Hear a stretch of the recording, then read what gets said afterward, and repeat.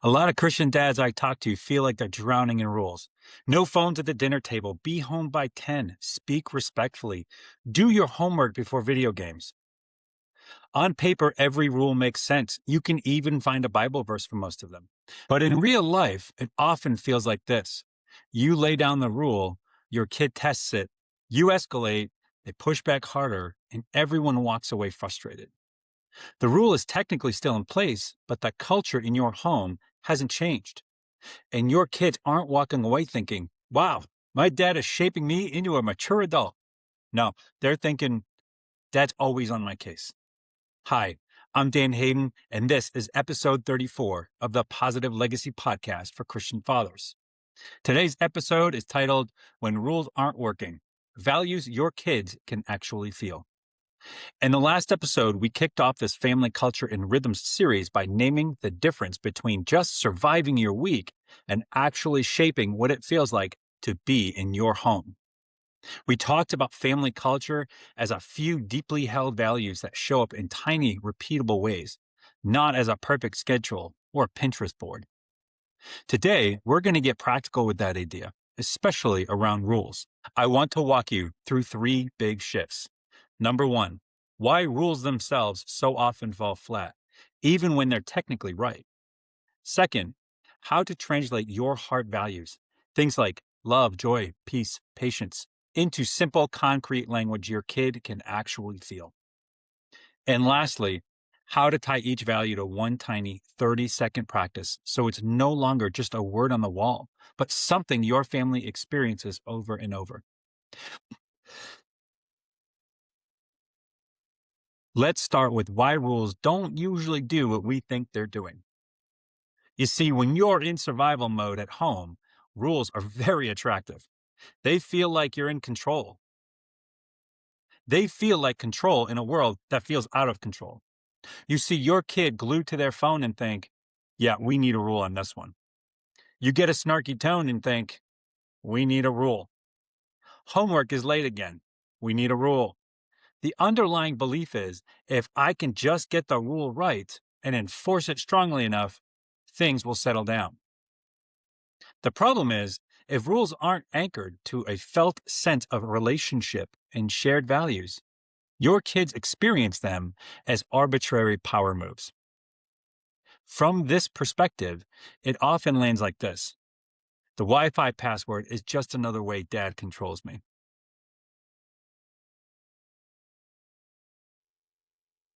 My curfew is just mom and dad being strict. The no phone rule is just dad not understanding my world.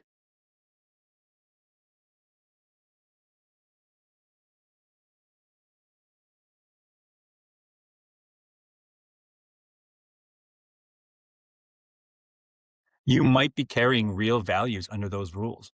Values like rest, focus, respect, safety.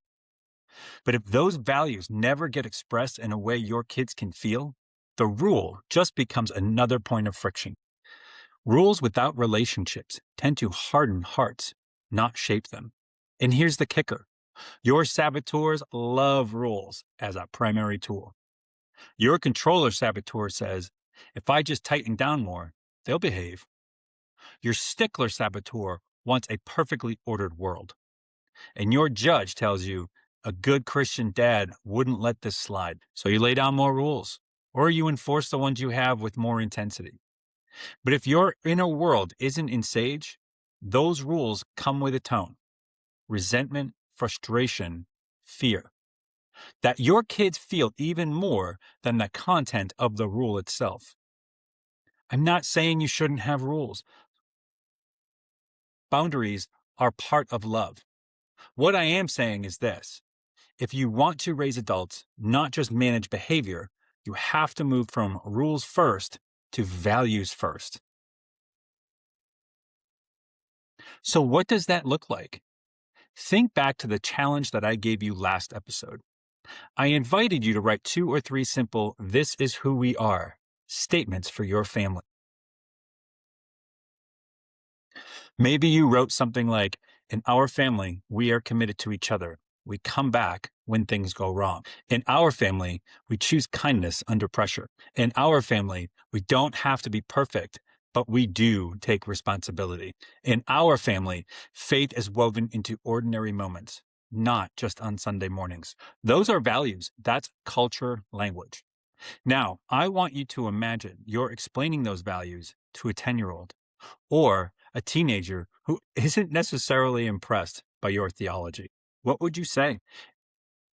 If you tell your kids, we're a family of integrity, you might get some eye rolls. It's abstract.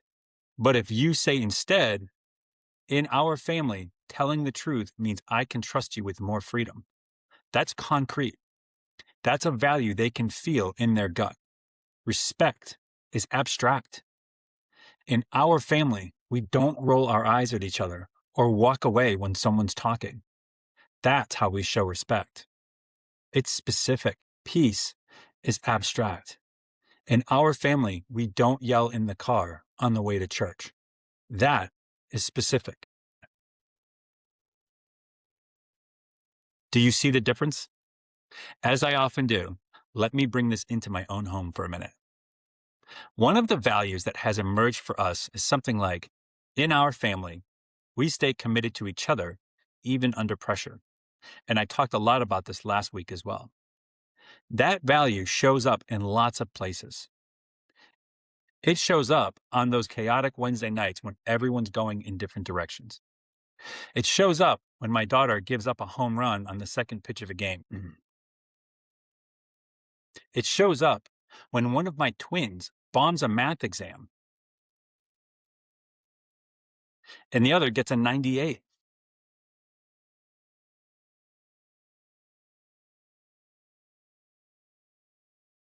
I could respond in those moments with a rule tone. Hey, you can't yell in this house. You can't get grades like that. You can't fall apart in a circle. Or I can respond from value. We stay with each other when we're stressed. We come back and repair. We take responsibility and we try again. Again, that doesn't mean there are no consequences. After that rough math test, my daughter did lose her phone for a time and some other privileges. She understood that. But the way we walked through it was shaped by our values of commitment, not just by rules about grades. So here's the question I want you to sit with. Under your rules at home, what values are you trying to protect? When you say no phones at the table, what are you really after? Maybe togetherness, presence, connection. When you set a curfew, what are you really after? Safety, trust, stewardship of freedom. When you insist on a certain tone of voice, what are you really after? Honor, dignity, a sense that this is a safe place. I want you to pick one of your most used values and ask yourself, what value am I really trying to live by here? What value am I really trying to live out here? Then we're going to take it one step further. Because even values, if they stay stuck in our head, won't change much. They have to show up in your body, in your tone, in your rhythms. In episode 27, I talked about spiritual leadership through micro practices, tiny things like a nightly gratitude check or a 5-second hug that quietly reshape the climate of your home. Those are examples of values in motion. Gratitude at night expresses a value of dependence and trust in God. The 5-second hug at the door expresses a value of connection and affection in your marriage. Your kids learn values by what you repeat, not what you post on the fridge. So here's a simple framework you can use. One value, one sentence, and one 30-second practice. Let's take the value of kindness under pressure. You might frame it for your family like this. In our family, kindness means we lower our volume instead of raising it when we're stressed. Then you attach a tiny practice to it like, when we feel ourselves getting loud, we take one deep breath before we speak. You can practice that out loud with your kids when everyone's calm. You might even name it as a family. Okay, this week, we're going to practice the one breath rule when we're mad. Is that going to magically transform every moment? No, of course not. But now you have a shared value, shared language, and a shared vision to grow into together. Or take the value of responsibility. You might say, in our family, we don't have to be perfect, but we do take responsibility for our actions. A 30-second practice that goes great with that might be something like, when we mess up, we practice saying, hey, that was on me. I'm sorry. That's basically the kid version of the repair framework we talked about in episode 28. You're not just punishing them for getting it wrong. You're teaching them how to own it and come back. That's a value they will carry into marriage, work, and their own parenting someday. All right, one more example. The value of faith woven into ordinary life.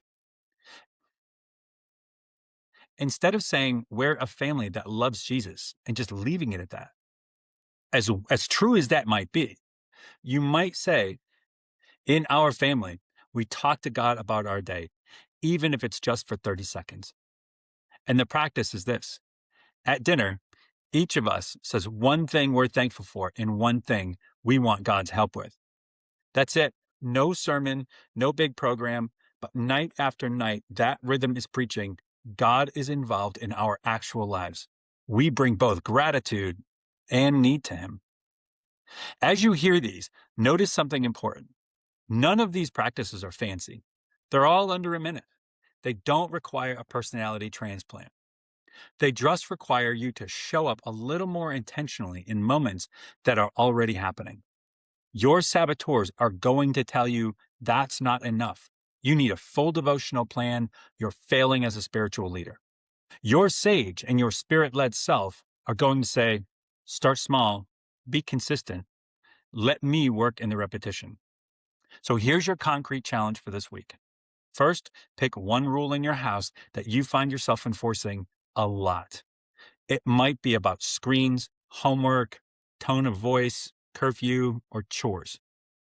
Second, honestly ask yourself, what value am I really trying to live out through this rule? Write that value down in 1 or 2 words. Things like respect, presence, safety, responsibility, kindness, faith. Third, turn that value into a simple family sentence your kids could understand. In our family, fill in the blanks, means we fill in the blank. Keep it short and concrete. Finally, choose one 30-second practice that would express that value in daily life. Something you can actually do this week. You could even talk about it out loud with your kids.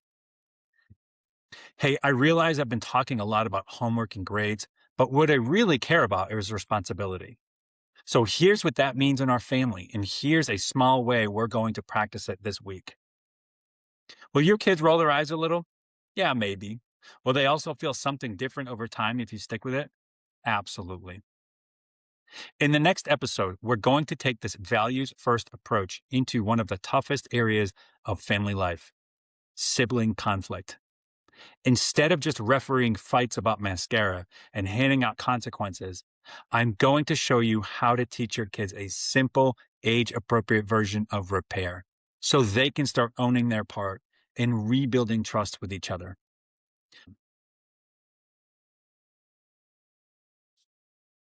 But for now, before you move on to the next thing, I want you to take 2 minutes and actually jot down one rule that's not working the way you'd like, the value underneath it, and one tiny practice you're willing to try this week. If you want company doing that kind of work and you'd like a place to process it with other Christian dads who are trying to raise adults, not just obedient kids, that's exactly what we do in my Positive Legacy Academy. You can find a link in the show notes for more information on the type of programs that I offer. You can also find a link in the show notes for a free coaching call with me as well. Until next time, stay rooted in grace, stay steady in mind and spirit, and keep building your positive legacy one small intentional moment at a time. Talk to you again next week.